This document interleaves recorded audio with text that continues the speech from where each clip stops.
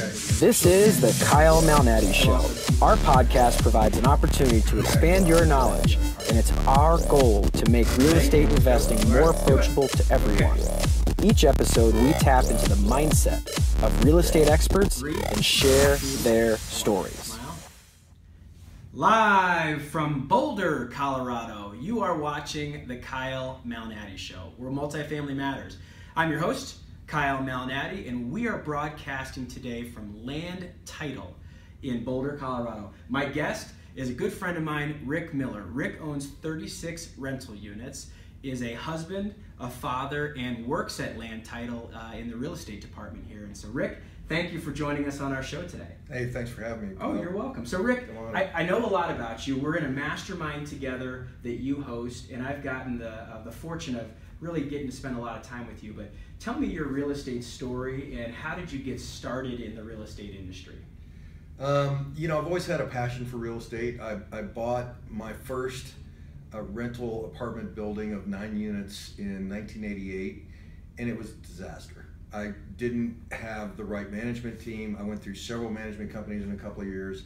I lost money on it. I didn't, have any strategy, and ended up selling it for 20% less than what I purchased it for. Holy cow. My brother was not happy with me either. He was my partner. Oh, and so, over time, I bought a rental here and a rental there. But again, not much strategy, not much knowledge.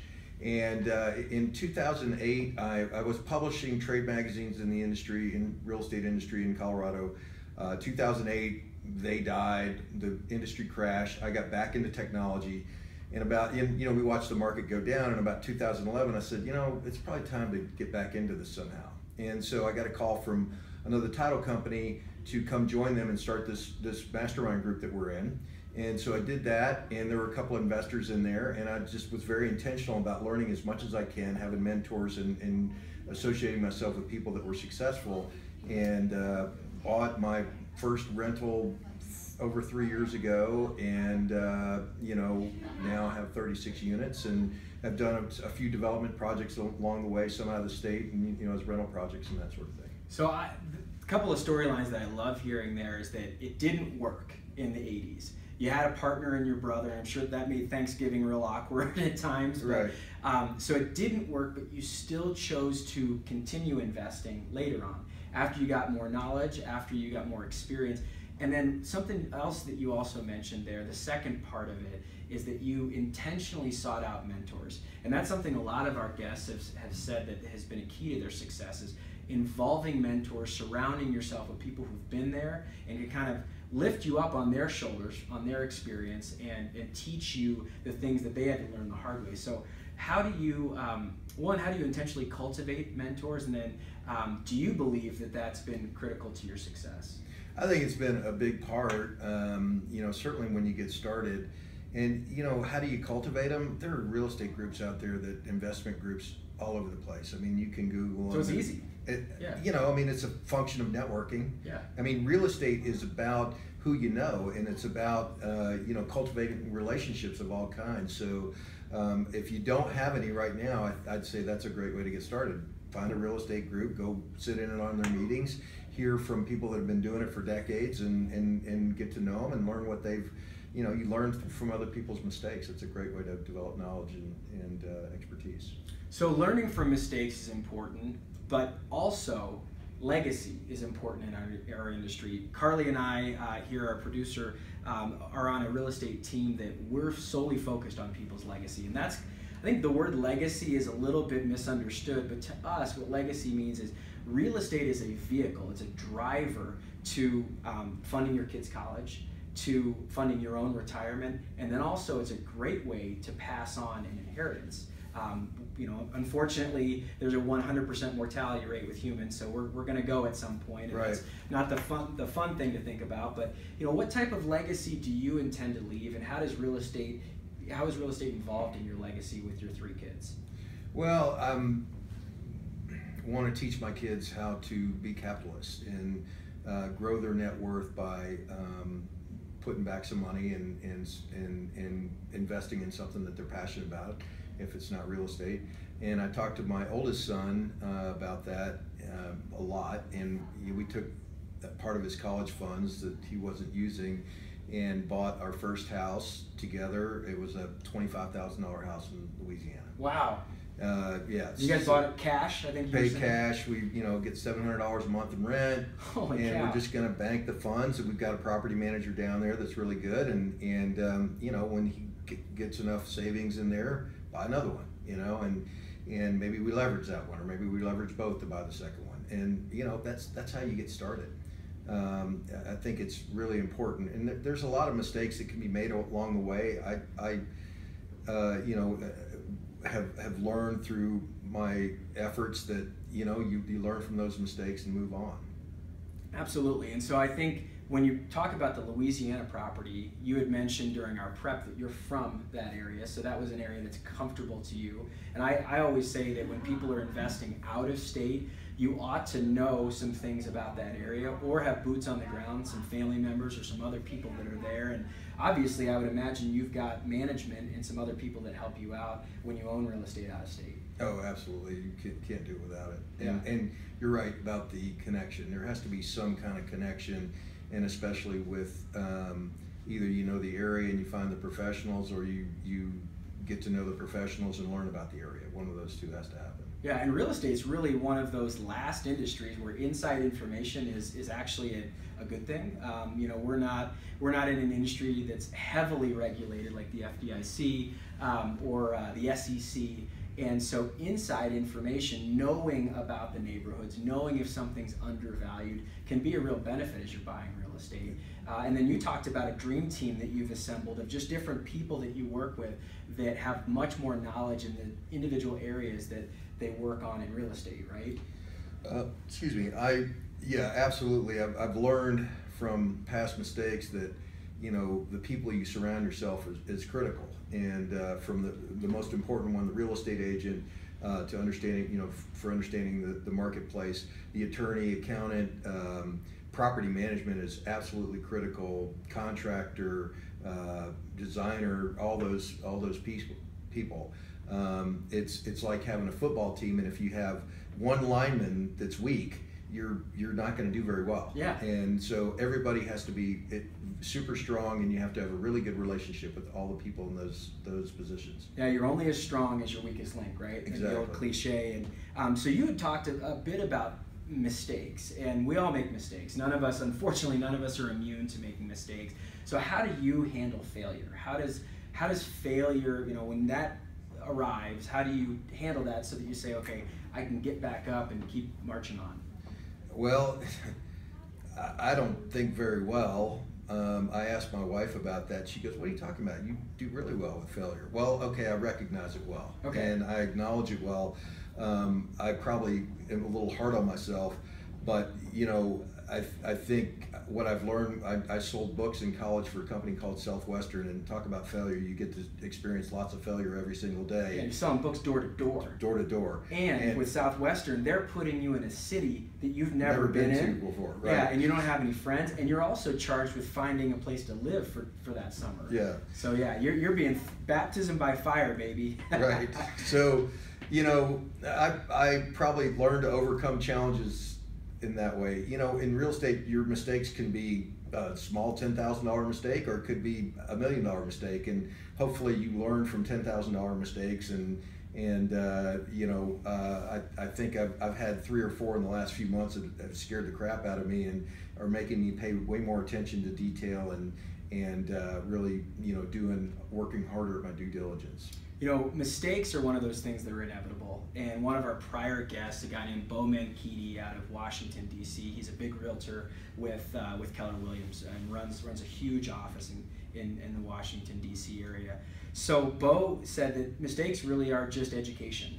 They're experience. And the more that you can lean into your mistakes, do a quick autopsy on, okay, what happened, realize that I was a part of that mistake, and what do I need to do to change, and then move quickly past it and make sure you don't make that same mistake again. Because I think if you're repeating the same mistakes over and over again, you're not learning. But really, experience and education are by making mistakes and experimenting things. Well, and when you make a mistake, you're letting your teammates down, right? And there's lots of teammates, from your partners, investor partners, to your the people that service your business, the GC, the accountant, the attorney, and you got to own up to it and recognize it and proceed to how do we overcome this? Yeah, absolutely. So in learning, you can read books, and I think that a lot of us are assigned projects in high school and college. But I really love the topic of reading and educating yourself outside of formal education. Choosing to find different topics through books and giving yourself an opportunity to have a conversation with that author as you're reading a different book. And so I believe that leaders are readers. And with that idea in mind, what's a book or two that you really enjoy in the nonfiction business world? I do a lot of reading, mostly fiction, but I've read a lot of the Gladwell books, Malcolm Gladwell, and those are really good. I'd say in real estate, I really like the Millionaire Real Estate Investor, which is by the Keller Williams guys. Dwayne Duggan, who is a phenomenal real estate investor, puts out one called Realtor for Life. And although I'm not a realtor, there's a lot in it about investment, and he's tied his real estate career to investment and so forth. My brother-in-law, Simon Valkenburg, is a developer in Holland, and he pointed out a book called Fundamentals of Real Estate. I think education is critical, and knowing there's so many different unique situations that come up, and having the background to handle it makes a huge difference. Yeah, and it goes back to the topic of mentors. Authors are a mentor. You may not know them personally, but they're a way to learn from someone's experience. And specifically to Dwayne Duggan, Dwayne's a great friend of our show. He's been on the show twice. During his book launch for Realtor for Life, we had him on right at the beginning of this year, and Dwayne has personally been a mentor of mine. I've had the privilege of being able to sell a 25-unit apartment building for Dwayne, but from a real estate brokerage standpoint, and just also, I like to call him Uncle Dwayne. Dwayne just imparts this wisdom from having been in the real estate industry for almost 40 years now. And to be able to tap into someone's experiences over a 40-year period, and really you can read his book in an hour. It's not a difficult read. It's a very quick, moves on to the next point. So to be able to digest 40 years of experience in 1 hour is incredible. And to your point, while we prepped for the show, you said a lot of these books you just use as references. You really just look at them. I wouldn't read Dwayne's book from cover to cover. Yeah. I look up things that come up, and I look up specific things on financing or 1031s or whatever the case may be. And the way that Dwayne organized his book is that the book goes through different seasons of life. And so if you're buying your first home, you read just the first couple of chapters as the do's and don'ts and the quick 101 about real estate. If you're maybe kind of in your mid-40s or 50s and you're looking at investing in real estate or buying a college rental for your kids to live in, you read the middle part of the book. And as you're at the final stages of your real estate career, you can read the end. So that book's a great read, and we'd encourage it. We highly endorse that book. So finally, with the idea in mind of mentors and reading and educating yourself, you've had a lot of at-bats in our industry, and so what advice would you give to an aspiring real estate investor, someone that knows that they want to get into the business but maybe doesn't quite know how to do that, or is maybe afraid to start? You've got to get started, and you have more money than you think. Number one, it's shocking to me how little money I had to invest specifically in real estate 3.5 years ago, and how much it's grown. But you can't play if you don't get started, so that's critical. Number two, again, I go back to surround yourself with people that are better at what they do than you are. And if you think you're going to save money doing it yourself, you're wrong. You need to sub it out to someone that's better at it than you are, because the mistake is much huger than the little bit of savings that you get, right? Especially property management and realtor knowledge, market knowledge, that type of stuff. Number three is be passionate about it. Seek as much information as you can. Get involved as much as you can. Go to meetings. Network. I mean, those are all critical things to being successful. Yeah, and it's a great segue to the quote that you chose for our show. Zig Ziglar, Zig is one of the best motivational speakers ever in our past, generation here. And Zig unfortunately passed on just a couple of years ago. But Zig's quote was, "You don't have to be great to start, but you have to start to be great." And so what I hear there is that no one's perfect, and no one's that top level investor or that top level business person right when they start. But you can't become great unless you actually start. And so I think that ties in perfectly with what your message is to the people that are watching our show. And it's amazing, for the amount of years that I've known you, I learn so much every time I interact with you. And I think that's probably the most fun about real estate investing, is we're really in a group of people that are intelligent, that are doers. They take risks, but they're managed risks. And real estate investing, it's one of those industries where you just meet some great people. Absolutely. So, Rick, thank you for your time today. And we'd love to say thank you to Land Title for allowing us the space to record. As I love to say, we will see you around the neighborhood. Thank you.